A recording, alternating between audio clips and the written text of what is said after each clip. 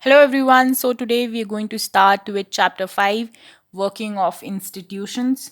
What we are going to study in this chapter, let's see that. Democracy is not just about people electing their rulers. In a democracy, the rulers have to follow some rules and procedures. They cannot just do whatever they feel like. They have to work with and within the institutions, working with the any institution that you are part of. You have to work according to that, that institution's ideals and goals and what the institution itself stands for. This chapter is about the working of such institutions in a democracy. We try to understand this by looking at the manner in which major decisions are taken, how major decisions are taken and implemented in a country. We also look at how disputes regarding these decisions are resolved, okay, that how we come to a solution. In this process, we come across three institutions that play a key role in major decisions. The three very important institutions of our country, our legislature, who make the laws, who make policies and everything, executive, who make who actually go on ground, who actually implement it, and we have judiciary to see that all whatever is being done, it is being done within the law, and if anything is not being done in that particular way, it is considered null and void, matlab it is not considered valid anymore. You've already read something about these institutions in earlier classes. Here we shall quickly summarize those and move on to asking larger questions. In such case of each institution, we ask, what does this institution do? So we're gonna go, what do you do? What is your role? How is this institution connected to other institutions? What makes its functioning more or less democratic? The basic objective here is to understand how all these institutions together carry the work of the government. In the end, they are all are, the part very essential parts of the government, and how does it work in a connected way and coordinated way. So let's see that. Sometimes we compare these with similar institutions in other democracy. We can even compare that, other democratic nations, how do they function. In this chapter, we take examples from the working of the national level government, called the central government, union government, or just government of India. So I told you, we the government, the national level government, which actually is responsible for the entire country at the national international level, is either called central government, union government, or just government of India. But the correct way should be always union. I told you that also earlier. And then, or just you can even say the government of India, like we say the government of Delhi, the government of Uttarakhand, the government of Haryana, similarly the government of India. While reading this chapter, you can think of and discuss examples from the working of this government in your state. So you can now, we'll get that concept, okay, and then you can see the compare it with your government. How does it function in your government? Does it have like a similar role, and have you heard anything related to that? So how is a major policy taken? Now we've seen that, how MPs are elected, how what does democracy mean, and is India a democratic nation or not. We've seen all those aspects. Now what is left is that, how is a major decision taken. Let's read about that. A government order. On August 13, 1990, the government of India issued an order. It was called an office memorandum. Like all government orders, it had a number. It and is known by that OM. Office OM is office memorandum number, 36012 slash 31 slash 90 EST SCT, then dated 13th 8 1990. The joint secretary and the office, joint secretary who's in office in the department of personnel and training in the ministry of personnel, public references and grievances and pension, signed the order. It was quite short, barely one page. It looked like any ordinary circular or notice that you may have seen in school. The government issues hundreds of orders every day on different matters, but this one was very important and became a source of controversy for several years. Let us see how the decision was taken and what happened later. Now let's see that what was it all about, what was the commotion behind it, and why was it debatable. So you can see this was the office memorandum. um this you we've already read this. What was it? Then subject, it is regarding 27% reservation for socially and economic backward class in civil posts and services. So this office memorandum was for reservation of socially and economically backward class in civil posts and services. In a multiple undulating society like ours, early achievements of the objective of social justice, uh, as enshrined in the constitution, is a must. The second backward classes commission, called the Mandal Commission, okay, so this Mandal Commission is very important, was established by the then government with this purpose in view, which submitted its report to the government of India on 31st December 1980. So this Mandal Commission submitted its report in the year 31st December 1980. Second, the government have carefully considered the report and recommendation of the Commission in the present context regarding the benefits to be extended to the socially and educationally backward classes as opined by the Commission, and out of the clear view that at the outset certain weightage has to be provided to such classes in the services of the union and their public undertaking. Accordingly, orders are issued as follows: 21% of the vacancy in civil posts and services under the government of India shall be reserved for socially and economically backward classes. So you can see the 27% of seats, vacancies, post in the government's posts and services is being reserved for social and economically backward classes, and the aforesaid reservation shall apply to all vacancy to be filled by direct. And this is just one portion, okay, that's shown.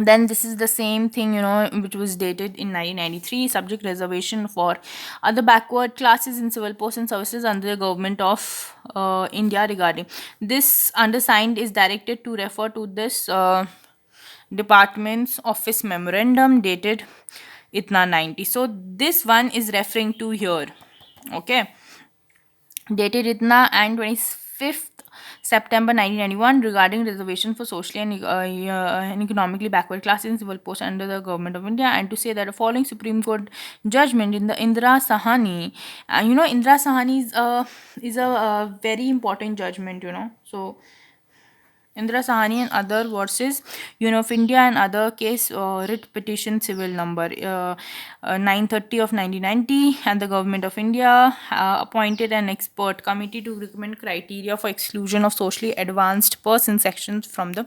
So this is regarding on the benefit of reservation from for other backward classes in civil posts and services under the government. So this was the first office memorandum that came out that talked about 27 percentage of reservation for people belonging to socially and economically backward classes. Whereas this one, the second office memorandum, clearly states that this is regarding the one which was dated in 1990, and it talks that out of the reservation, people who've already advanced, socially advanced persons, or sections from this benefit of group, the same group will be excluded and they won't be provided reservation under the 27% reservation which is being provided to socially and economically backward classes. So this is regarding people who've already advanced from this section, okay. The order announced a major public policy decision. It said that 27% of the vacancies in civil posts and services under the government of India are reserved for the socially and economically backward classes. Uh, SCBC, is another name for all those people who belong to castes that are considered backward by the. So this is actually a shorter form. We say socially and economic. We don't say pura. We just say SCBC. So the benefit of job reservation was till then available only to scheduled caste and scheduled tribes. Now a new third, so the socially and economically backward class was the third category. It was the third category, in which reservation was announced. Okay. um Only persons who belong to backward castes are eligible for this quota of 27% jobs. You know uh, Others could not compete for these jobs. Okay, so these reserve seats cannot be taken away by people from other yeah, social groups. These are only for socially and economically backward classes.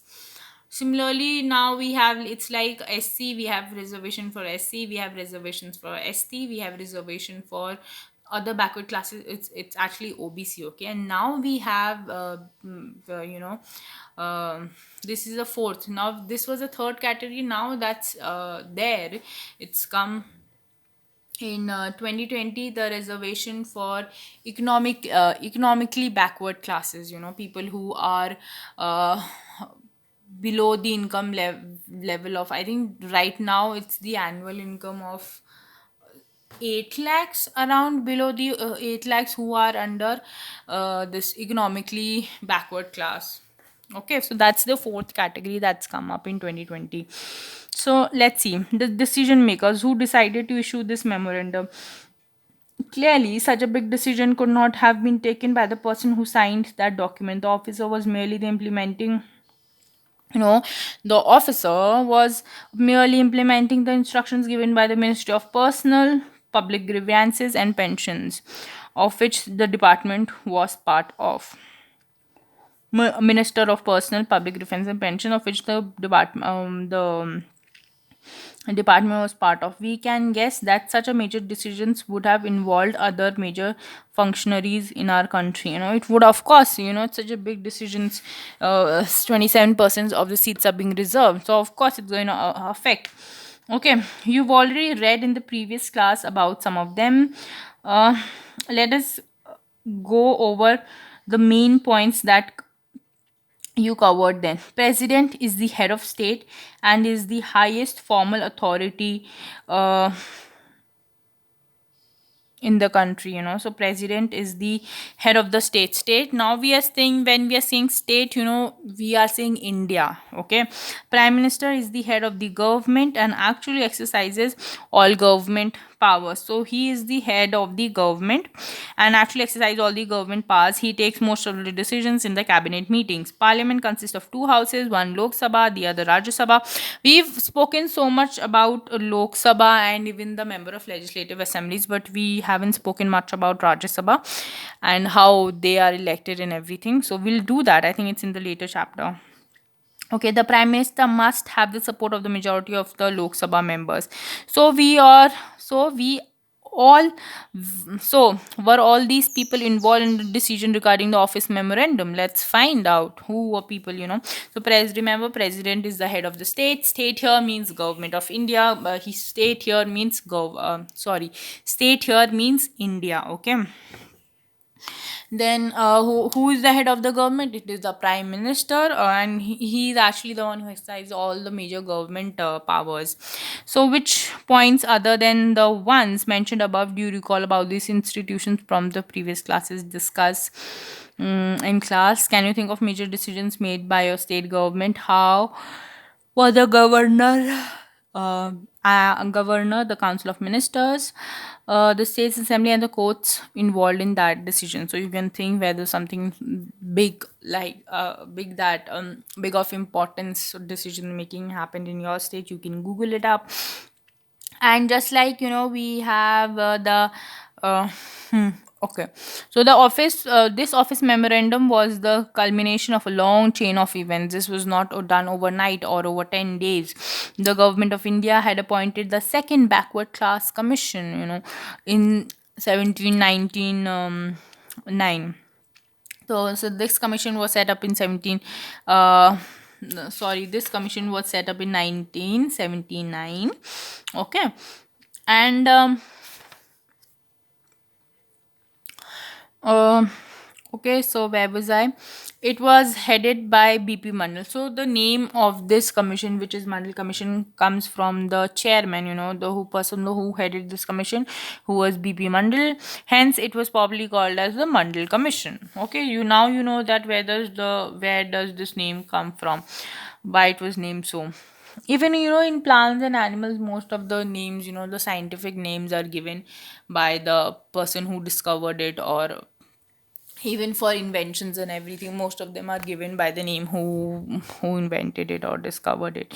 It was asked to determine the criteria to identify the socially and educationally backward classes in India, and recommend steps that can be taken for their advancement. So these, he said, for their advancement, reservation can be a key. So what I mean to say is that they list out the, this thing, recommendation, you should do this. So that's why commissions are there.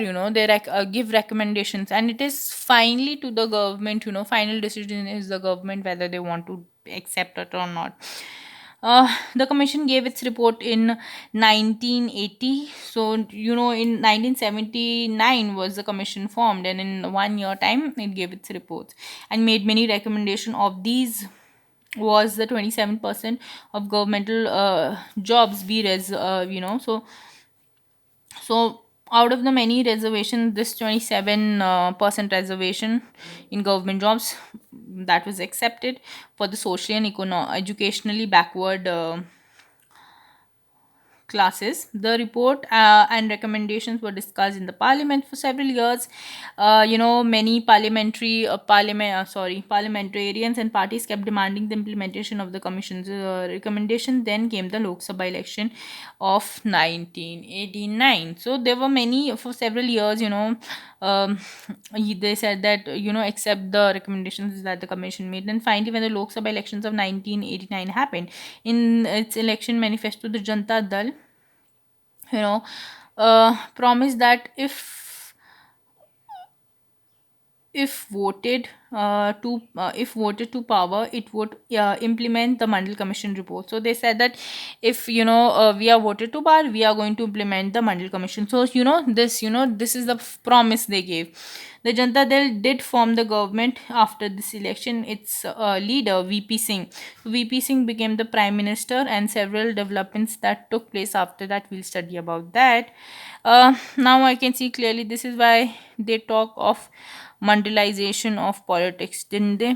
So we've talked about criminalization of politics, and that is why this is the same thing, mandalization of politics, that how to win the election, a promise was given that we are going to implement the Mandal Commission report.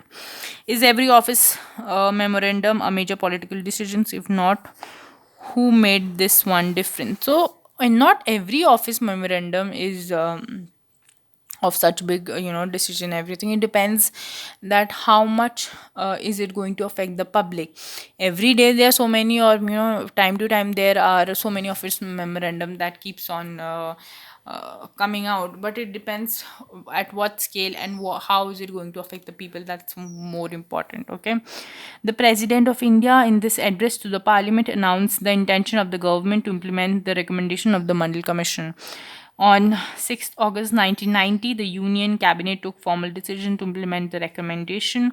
Next day, Prime Minister VP Singh informed the Parliament about the decisions through a statement in both the houses of Parliament. So, Mr. Prime Minister VP Singh, he informed that the statement in both the houses of the Parliament that this is going to be implemented. The decision of the cabinet was sent to the Department of Personnel and Training. That's called DOPT. Okay, that's usually called this department. The senior officers of the department drafted an order in line with the cabinet decision and took and took the minister's approval.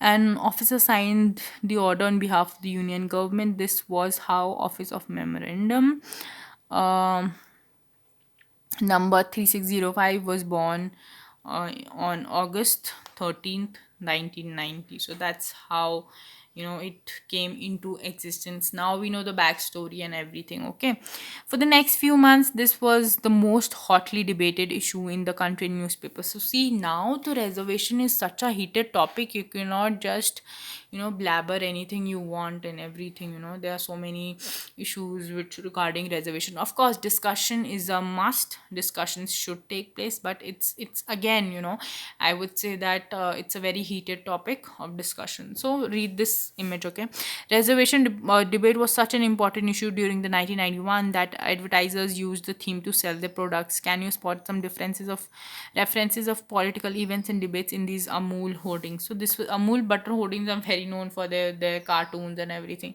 So you can see no reservation for this quota reserved for the outstand OBC. So we say no other reserved for this OBC either means. See, what is when we talk about socially and educationally backward classes, we say them OBC like other backward classes. Okay, so here they've they didn't intend to make a mockery here, but they just I think Amul has always done it. Whether you if you open the newspaper, you'll get this thing. So they've always tried and to make it with the contemporary whatever is happening in the world. They try to mix it in their advertisements and everything. That was maybe the that's the I think that's the most logic behind this advertisement. It reads reserved for this outstanding butter classic Amul, the right taste.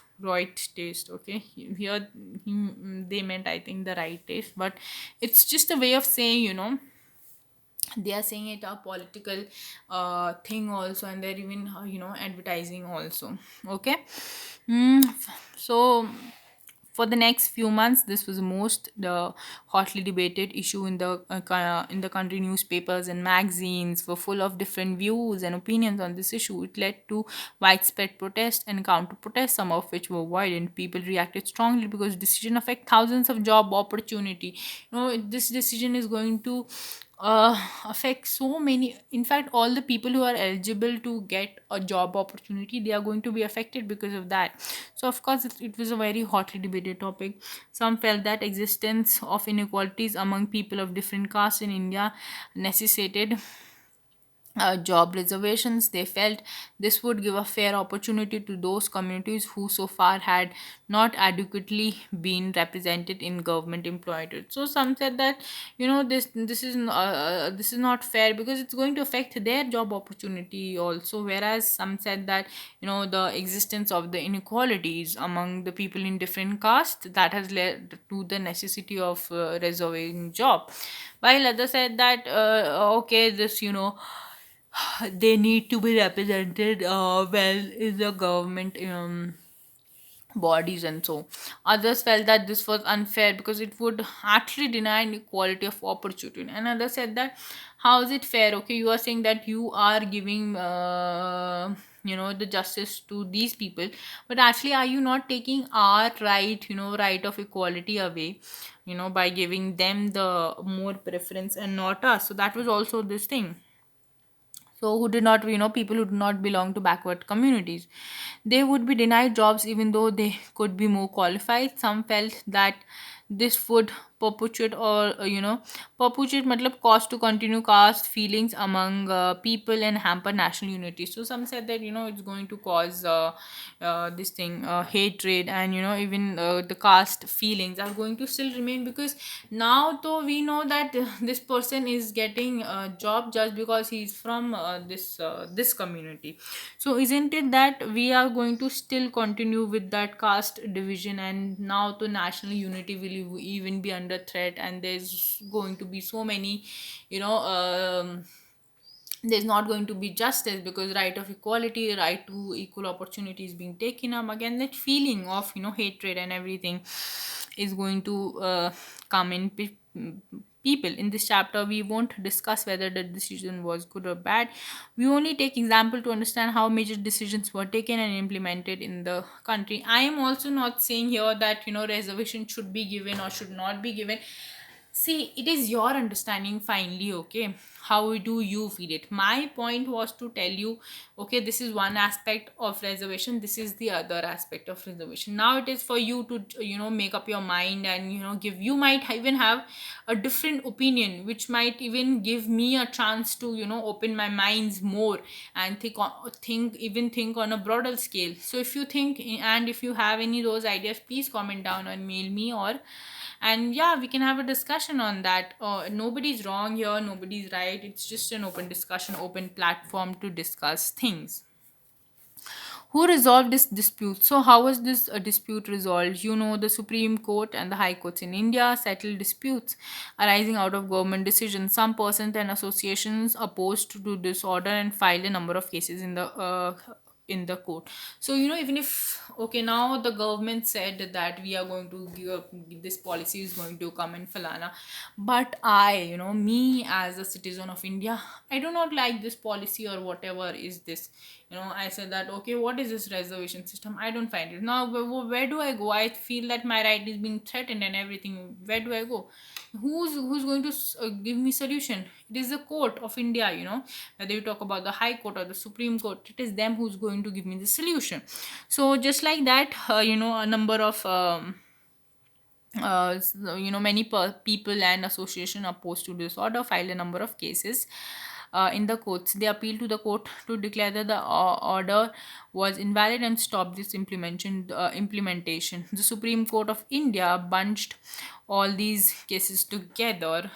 This case was known as Indra Sahani and others versus Union of India case.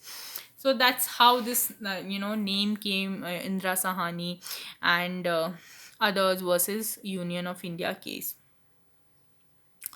So the Supreme Court, so whatever, if you have problem that you feel that your right is being threatened, you are also welcome to go to the court.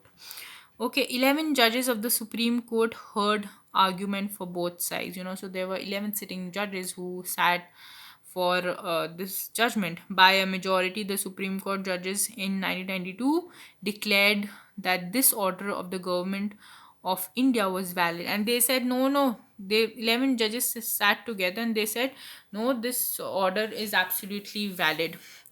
uh, okay, at the same time, the Supreme Court asked the government to modify its original order. It said that well-to-do persons among the backward classes should be excluded from getting the benefit of reservation. According to the Department of DOPT, issued another office memorandum on September 8, 1993. This dispute thus came to an end and the policy has been followed since then. Now we know that what happened, how it happened, all the changes and everything.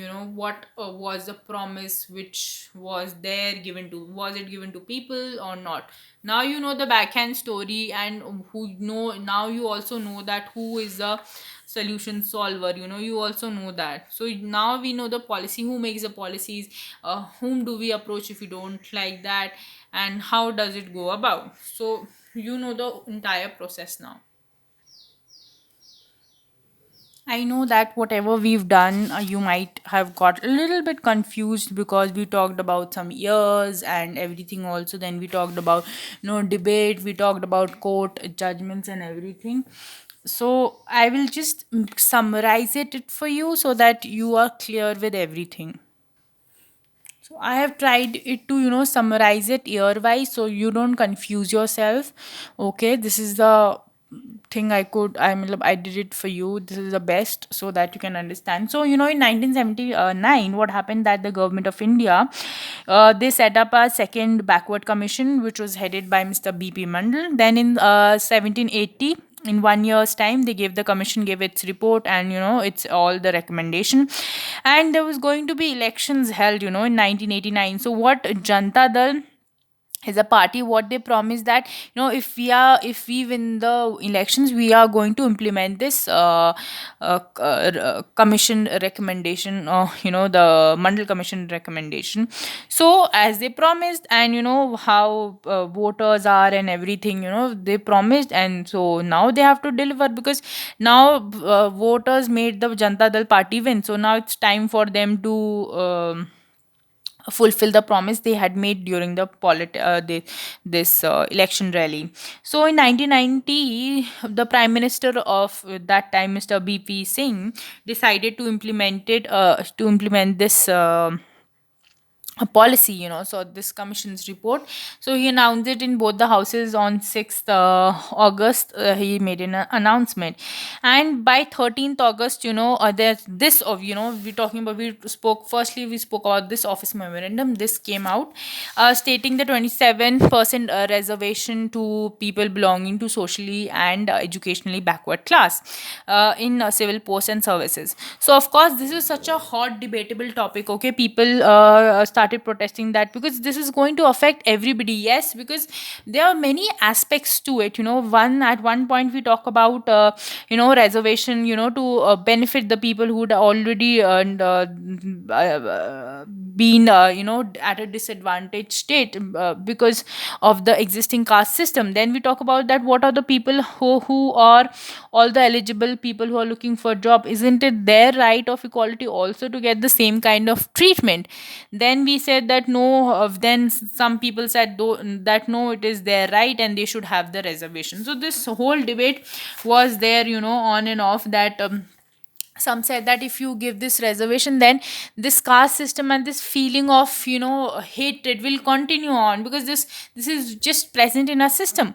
Then what happened, that people filed, there was writ petition, and all the cases were filed in the court. So what the Supreme Court did, that they punched all the cases together, and then they heard it under the bench set was set up, and 11 judges sat together to give the judgment.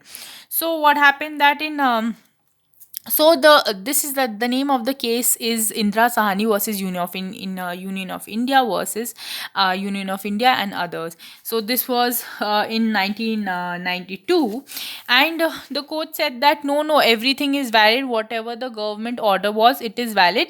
But you know what, people who are well to do will be removed from this socially and educationally backward class, and so will they be excluded from the benefit of 27% of reservation. So now the court said that okay, whoever are not well to do, they will still be belong to this group and will get the benefit. So in 1993, finally there was another office memorandum which made changes to all the changes, that who the well to do people will not be part of this benefit, and that's how this office memorandum came into existence. Okay, I hope this part is clear.